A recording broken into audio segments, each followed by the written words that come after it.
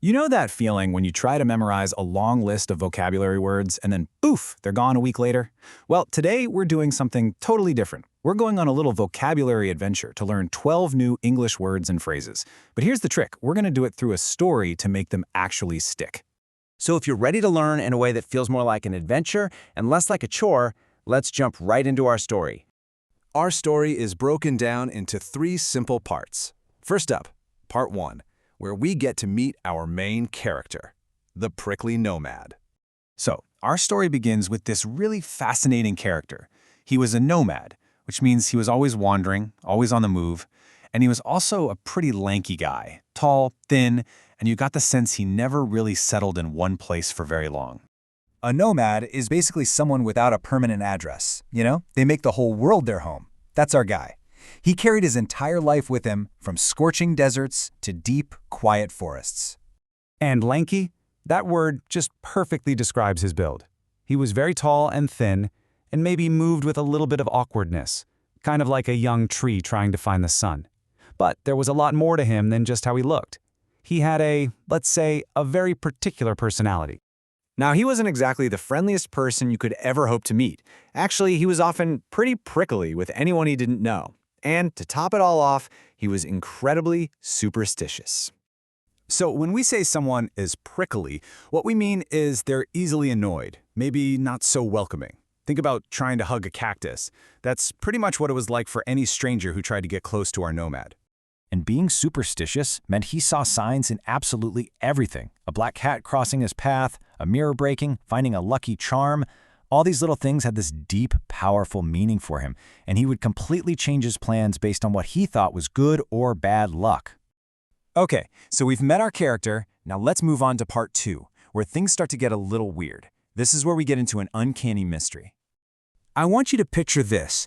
The sun's going down, our nomad is setting up his camp for the night, and all of a sudden, he hears this strange, almost eerie sound coming from the woods nearby. It was a deeply uncanny noise.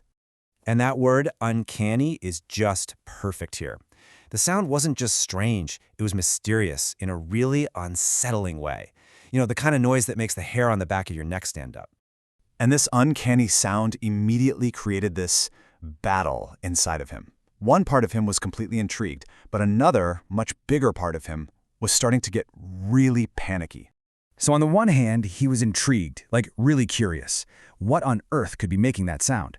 His mind was just racing with all the possibilities, almost pulling him towards the mystery. But on the other hand, this huge wave of fear was just washing over him. He was starting to feel panicky, that sudden, overwhelming feeling of dread and nervousness. You could just feel his heart start to pound in his chest. The fear felt so real in his body. His hands were shaking, he could feel sweat on his brow, that he actually started to wonder if it was all in his head. Was this reaction purely psychosomatic? And this is a perfect example of what psychosomatic means. It's when your mind, your thoughts, your fears actually causes a real physical reaction in your body. His fear wasn't just a feeling anymore. It was something he was physically experiencing. So he's torn between being curious and being terrified. Where does he go from here? Let's find out in our final section, Part 3, A Bone to Pick. After a moment of just struggling with himself, his curiosity won. He realized he couldn't just sit there, paralyzed by fear. He decided he had to fathom what was making that noise. Now, to fathom something isn't just to know about it. It means to understand it on a really deep, fundamental level. He needed to get to the very bottom of this mystery, no matter how scary it seemed. And with this new sense of determination, he basically said to himself, all right, time to wake up and smell the coffee. He decided he had a bone to pick with whatever was hiding out there in those woods. That phrase, have a bone to pick with someone, or something, just means you have an issue you need to confront. Our nomad was done being a victim of his own fear. He was ready to face this thing head on.